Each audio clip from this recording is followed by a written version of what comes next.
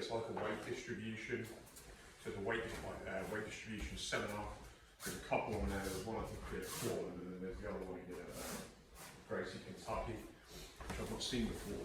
I think it's come later in Portland. Just go out and do it. So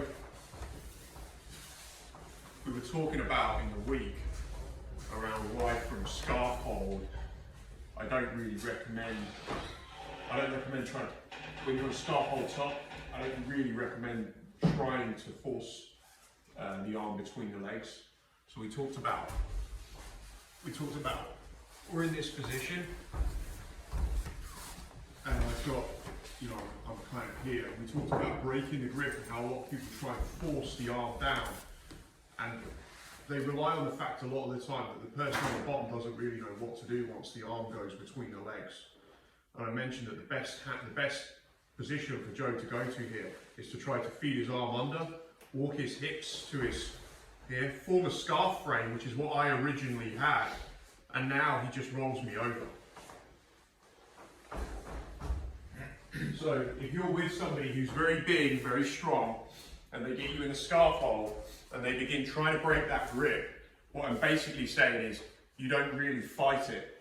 You put yourself straight into a Kimura, which if as I've broken this, so I break it, he fights, it's much easier for me to begin to put him into submissions, right? So that the Kimura would basically be this kind of idea, right? So I start doing this to him, right? But if he actually initiates it and shoots under and gets this grip, now he has the scarf hold, and I basically am left with a headlock, right? So this is why I don't recommend this from the top. Once you know this, this could be a real problem, right? Obviously, if I'm trying to force this down, he knows I want the Americana. So if he can keep trying to turn his arm this way, yes, there's a risk for a moment, but also he can pendulum, or he can walk his hips under my leg. And the minute this starts to happen, this is a nightmare for me, because I'm left with the headlock, he has the scarf hold, and he's going to do pretty much what he wants, which is usually just roll me that way, because he's now so far under me that he just rolls me. Yeah. So what we're going to do instead, just as a kind of drill, is we're going to work on breaking this grip. So we're working on breaking this grip. So I'm just using this kind of retraction to break the grip. And the moment I get it, he should be going for the Kimura, go, and I'm going to go under for the underhook. Yeah, and this is the position I think you should go to from scarf hold. Because once I get this, I can really start putting tons and tons of weight on him. Because he has no real, he can pull me a little bit, he can connect his hands, this is probably about the best he can do, but try and roll me. It's very, very hard for him to roll me.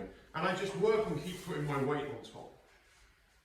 And I'm using, this leg is pulling, but I'm doing it with the underhook. Yeah, so we're going to build up this skill of doing this with the of pulling. So I'm pulling with my right. It's like I'm pulling my hip towards the ground through his diaphragm. So that when he's pulling me, when he does have this and he tries to roll me, I've got a good break here. I'm building up my ability to break. If we start in this position, what I tend to find is the guy on bottom, if he's pretty good, will walk his hips under, and he'll really start trying to launch me. And so I'll be telling you about weight distribution and trying to practice this. And once people get rolled a few times, they lose confidence. And then they don't really do this anymore. They start doing this again, sitting really low, which is not good for Joe, but it's not. They're not really building the skill, because people will get a bit too competitive. So we start, we start kind of we start playing lower, and this is not. We're not developing the skill because we don't want to get rolled. So I'm actually going to do this in reverse, where here it's much harder for him to roll me, and you can start putting the weight on and still pull it. He tries to roll me, and it's not that much there. Yeah?